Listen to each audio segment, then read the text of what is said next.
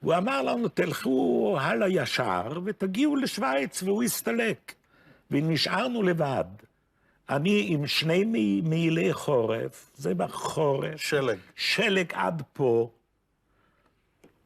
ואנחנו הולכים והולכים והולכים, וברגע מסוים אנחנו מגיעים לשלט שמראה לנו שעכשיו אנחנו נכנסים לצרפת.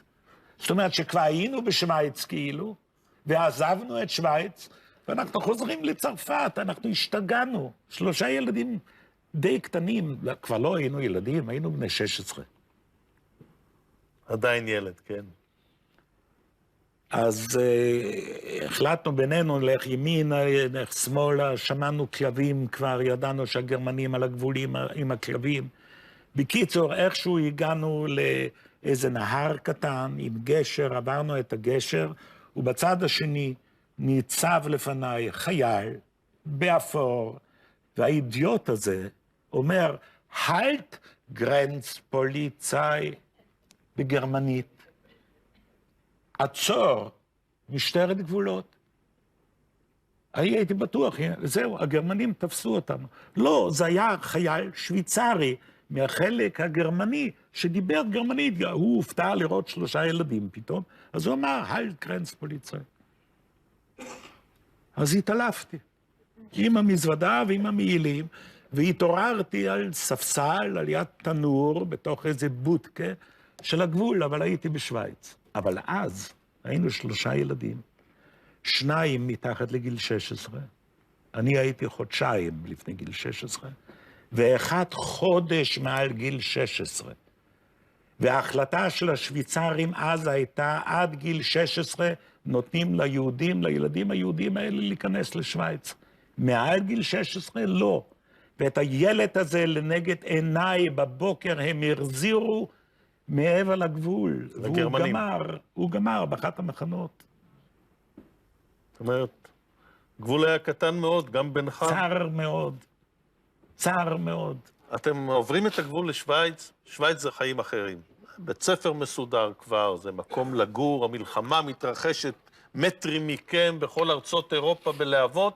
שוויץ ארץ שוקולדה, וגם אתם מהמעט שוקולדה הזה תואמים גם את החיים העבריים, ותרשה לי להזמין מישהו לידך שהיה מדריך שלך באותה קבוצה, אדוני. בוא אלינו, אני לא יודע אם אתם מכירים, אם נפגשתם מאז. אוי, באמת. אוי.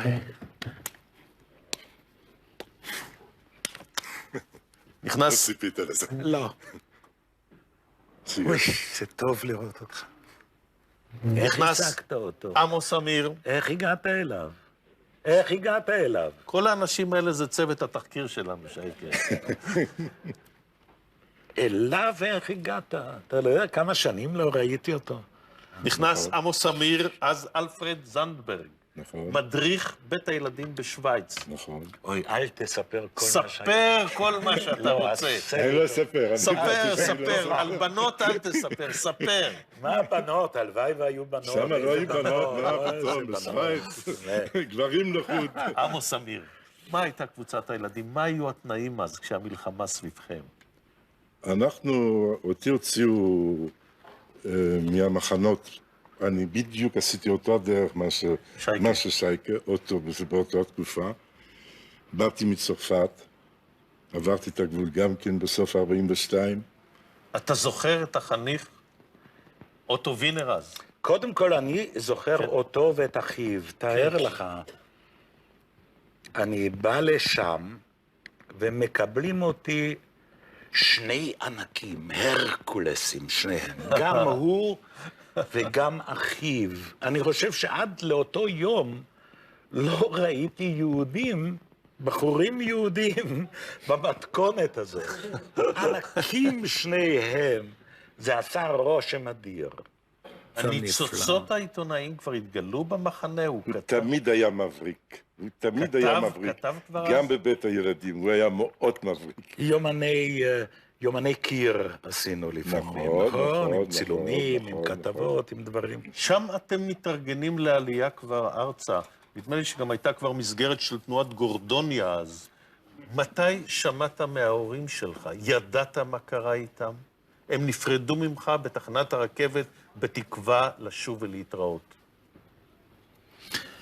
ההורים, תשמע, האב, השקעתי האחות. הרבה מאוד זמן, לפני שנים לא רבות, כדי לחפש ולא למצוא, לצערי, אישה נוצרייה, שוויצרית, שקיימה במשך תקופה די ארוכה קשר ביני, כשהייתי עוד בצרפת, ובין הוריי, כשהם עוד היו בווינה, לפני שהם גורשו תחילת לטרזיינשטט, ואחרי זה לאיזשהו מקום ברוסיה הלבנה, ששם הם נהרגו. מתי החלטת לשנות את השם מווינר, מאוטו וינר, לשייקה ישעיהו בן פורת? לא וינר, אלא ויינר. ויינר. ואני לא החלטתי בכלל.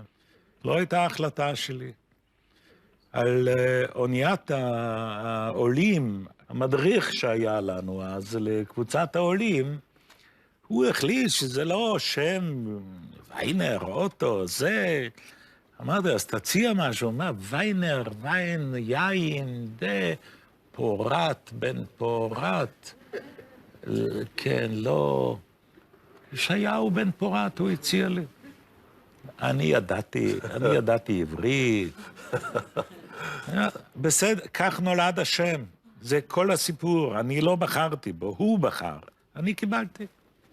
אתם מגיעים ארצה למחנה עולים, ומצטרפים לקיבוץ מעיין צבי. כן, אבל רגע לפני זה, תרשה לי להגיד את זה, כי זה מאוד מאוד חשוב.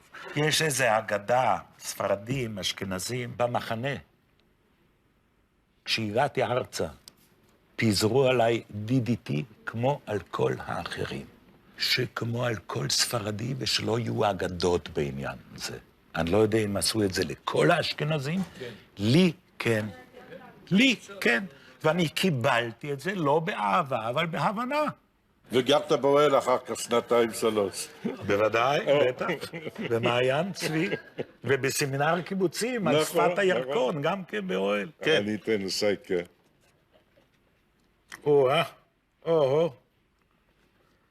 אוי, כמה שהייתי יפה בימים. אלמה, הייתה לי בלורית. תודה רבה לעמוס אמיר. עמוס, תודה. שייקה, אתם באים לקיבוץ מעיין צבי, אתה שם